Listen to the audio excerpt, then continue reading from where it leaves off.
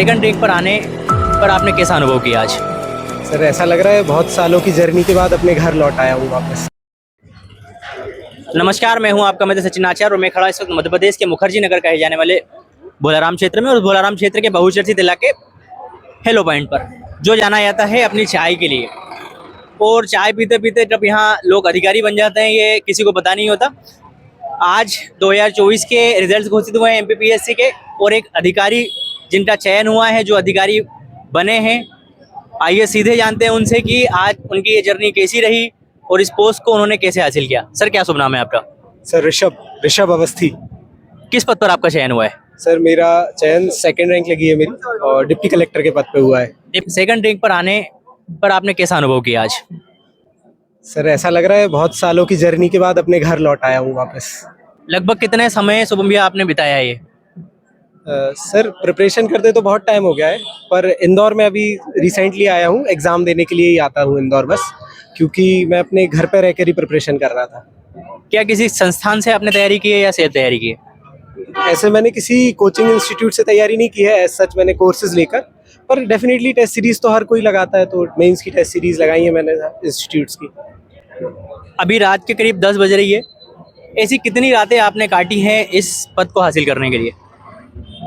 Sir इसका हिसाब लगाना तो बहुत मुश्किल होगा सर, सोचा नहीं जा सकता है, पर मुझे याद सिर्फ आज की रात रहेगी। और लगभग कितना समय आपने बिताया है इस क्षेत्र में, उसके बाद इस पद को हासिल किए? मेरे हो गया सर प्रिपरेशन को 3.5-4 साल हो गए सर पूरे। पीएससी के क्षेत्र में काफ़ी लंबा समय लगता है इस बड़ी पोस्टों को हासिल करने में। आपने लगभग 4 साल अपना बिताया। इन 4 सालों में आपने क्या कुछ झेला है? सर बहुत कुछ सर, हेल्थ इश्यूज आते हैं, फाइनेंशियल इश्यूज आते हैं। इसके अलावा सर कई बार ऐसा भी होता है कि गिव अप करने का मन करने लगता है, क्योंकि बहुत बार मेरे साथ भी वही समस्या होती थी जो सबके साथ होती है कि प्रीलिम्स नहीं निकल रहा था, और फिर जिस साल प्रीलिम्स निकला उस साल सिलेक्शन भी हो गया। तो उस समय जो गिव अप करने का मन करता है, सबसे ज़्यादा मुझे लगता है सबसे ज़्यादा समस्या वाली प्रॉब्लम वही है। किस प्रयास में आपका ये चयन हुआ है? सर थर्ड अटेम्प्ट में मेरा सिलेक्शन हुआ। पहले प्रयास में और तीसरे प्रयास में क्या अंतर होता है? सर पहले प्रयास में मेरा प्री नहीं निकला था, तीसरे प्रयास में मेरा प्री निकल गया तो सिलेक्शन हो गया। दूसरे प्रयास जब आपने सेकंड अटेम्प्ट जब दिया था तब क्या हुआ था? सर प्री नहीं निकला था। 2 बार सतत आपका प्री नहीं निकलता है, तीसरी बार में आप डायरेक्ट डेप्यूटी कलेक्टर बनते हैं। इस अनुभूता को कैसे जीते हैं? एक अभ्यर्थी अगर लगातार हम जब प्री नहीं क्वालिफाई कर पा रहे हैं तो फिर डायरेक्ट हम अगर डीसी बनते हैं, तो इस कामनेस को बनाने के लिए क्या कुछ करना पड़ता है? कुछ नहीं सर, बस नेवर गिव अप वाली अप्रोच होनी चाहिए एक, और थोड़ा सपोर्ट भी होना चाहिए, फैमिली का भी, फ्रेंड्स का भी, आपके आसपास जो लोग हैं उनका सपोर्ट, और लोगों का विश्वास आपके ऊपर कि नहीं तुम कर लोगे। और मुझे जैसे मेरे केस में मुझे यही लगता है कि मैं खुद से फ्यूल नहीं होता था, आसपास के लोगों का जो मुझ पे विश्वास था मैं उससे फ्यूल होता था हमेशा, कि यार इनको मुझ पे इतना विश्वास है, मतलब शायद इनने कुछ देखा होगा। तो आज रिजल्ट आने के बाद आपके साथ इतना हुजूम घूम रहा है, क्या ये हुजूम आपके साथ रिजल्ट आने के पहले तक था?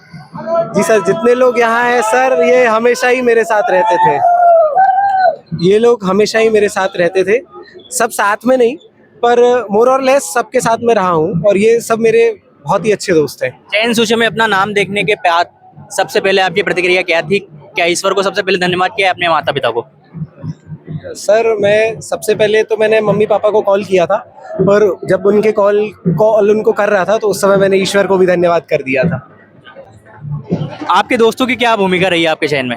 सर बहुत इम्पोर्टेंट रोल प्ले करते हैं सर दोस्त। सर इतना सर, जब काफ़ी आप अटेम्प्ट्स दे लेते हो और आप कंटिन्यूसली दे रहे हो, आप फेल हो रहे हो, तो उस समय सर ऐसे पर्सन्स के साथ आपका होना बहुत ज़रूरी है जो आपको डीमोटिवेट ना करें, पर आपको पॉजिटिवली मोटिवेट करे और आपको हमेशा आपका जो मोरल है वो हमेशा ऊपर रखे।